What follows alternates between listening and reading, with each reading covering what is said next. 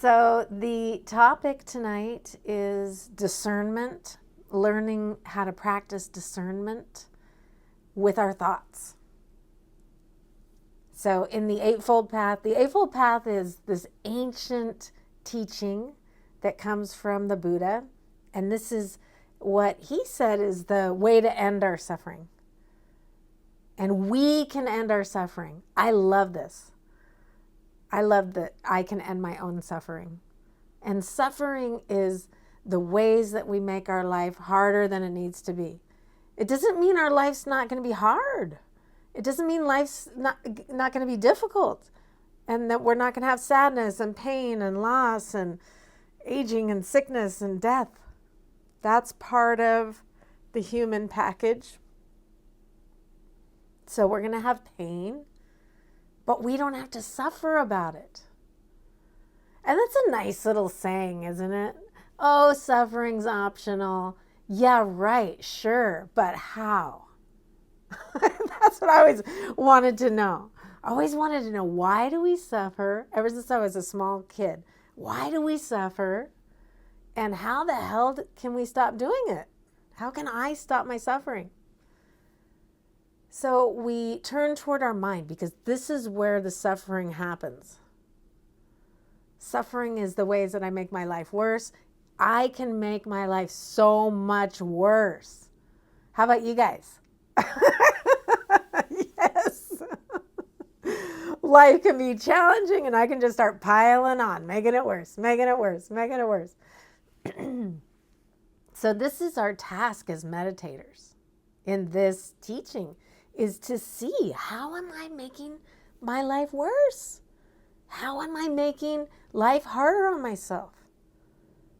So that's what we must see. So it's sometimes at first our mindfulness of the mind meditation practice. One teacher said, it's like one insult after another. Watching our mind, listening to our mind, seeing what our mind is up to. Have you felt insulted by your own mind? My mind can be so mean.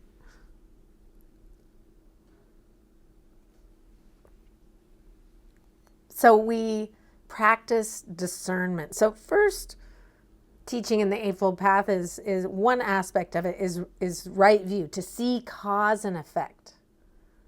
To see that, oh, my thoughts that motivate my actions have effects.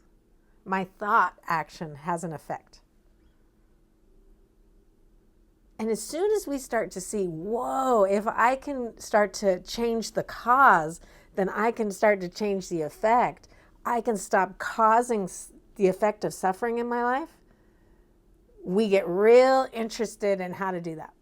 And so the second fold of the Eightfold Path, which we'll practice tonight, is right resolve, right intention. I like resolve because it's like I'm making a decision. I don't want to cause myself to suffer anymore. I'm down. I'm down to stop suffering. I want to know how. Let's go. Let's do this. So we get this resolve. Okay, what do I have to do? So the Buddha taught that we can practice discernment in our thoughts, watching our mind with the part of our mind that pays attention. This is mindfulness. We turn our attention, our awareness, towards our mind itself. And some of you guys have been talking about this. Sometimes when we turn our attention to our mind itself in meditation, it just goes like, I'm not up to anything. Sometimes it can get quiet. And we're like, I'm looking for the causes of suffering. What's going on? Come on, lay it on, because you've been making me suffer all day long, mind. And now you're going to be quiet in the meditation. So here's my encouragement. Just wait. Just wait. Our mind's going to be up to something soon. And enjoy the inner peace while it lasts. This is something else we can practice doing in our meditation practices. Learn to enjoy these meditative states when our mind is mellowed out. We can enjoy this. Sometimes teachers call it otherworldly Vedana. This feeling tone, this pleasant that arise from the meditation. So enjoy it while it lasts. And pretty soon your mind's going to go, hey, hey, hey. And this is what we'll pay attention to tonight.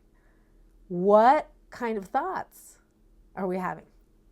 Are we having thoughts that are greed, wanting, attachment, hatred, cruelty? I want to get revenge. So we just get honest with ourselves, just watching our thoughts. Okay, one thought comes after another, after another. What kind of thought is this? Is this a thought that leads to suffering? The teaching is that greed leads to suffering. Craving, attachment, that leads us to suffering. Hatred leads to suffering. Ill will, wanting to harm others or have revenge or make it so others' lives don't turn out so well. However we're going to do that, this leads to suffering. These thoughts and then the actions behind those thoughts. So then we discern, okay, well, what thoughts lead to happiness? What thoughts lead to inner peace? What thoughts lead to my mind and my body and my heart being at ease? Compassion, kindness, goodwill, wishing others well. So we start to watch our mind and we take a little inventory as we're watching our thoughts. Okay, what's this thought about? Oh, damn, there's a greedy thought again. I want cake. I want sleep. I want new shoes. I want... Or, oh, I'm worried I'm going to lose. I want to keep. I'm attached. What if something happens to my partner? What if something happens to my job? What if something happens to my wardrobe? Whatever it is, we have attachment. I want to keep. Or the ill will. I can't believe they said that to me. I can't, but who do they think they are? Or in Seattle, I can't believe they didn't say that to me. They just gave me a weird vibe.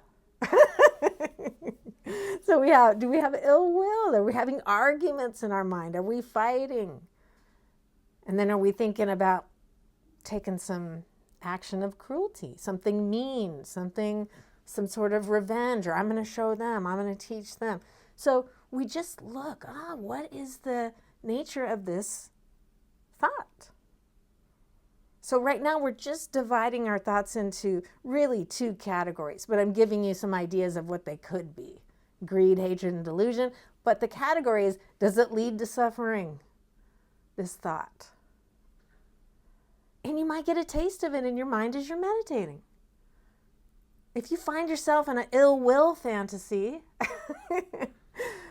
hating on somebody, notice. How's it feel in my mind? How's it feel in my body? What is this experience like? Is it leading me to liberation? And then if I have thoughts of kindness, forgiveness, compassion, how's that feel?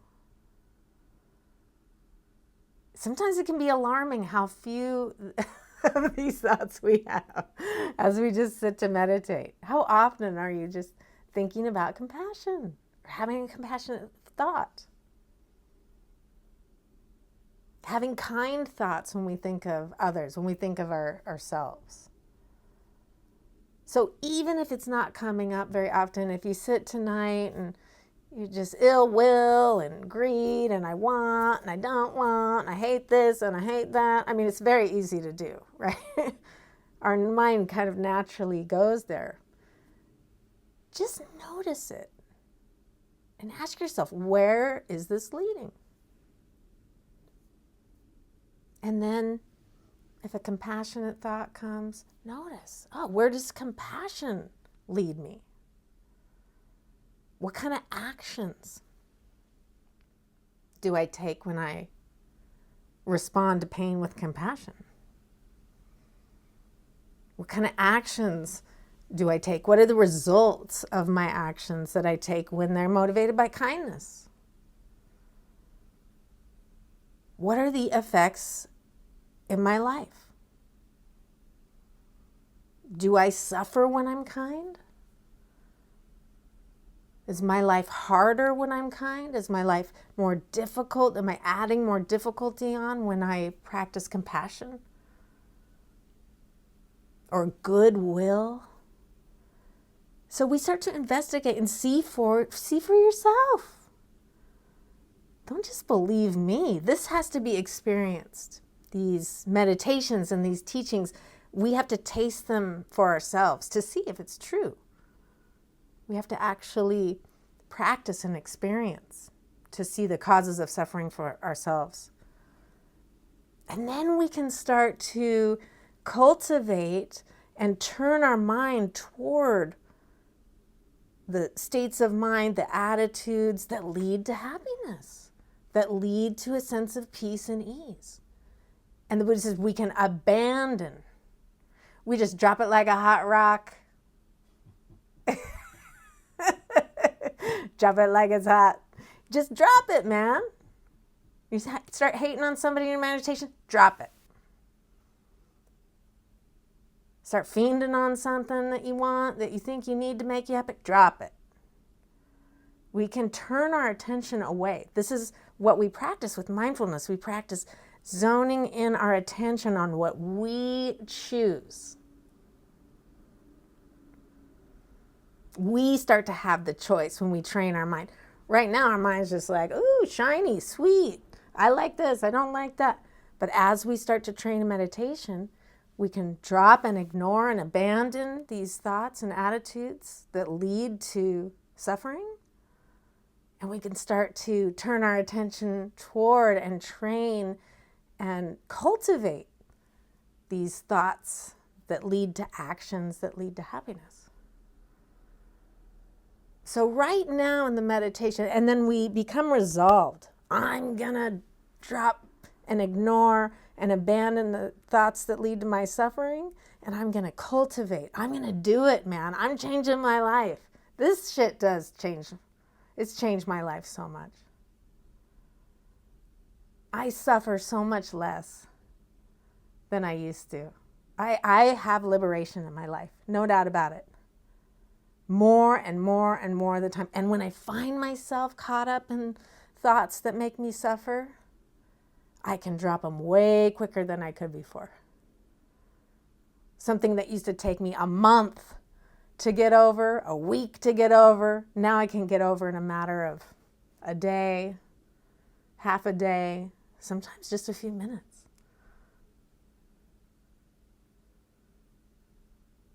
But only through training. I've been studying these teachings for a long time. This sounded like a really good idea to me 25 years ago when I heard it.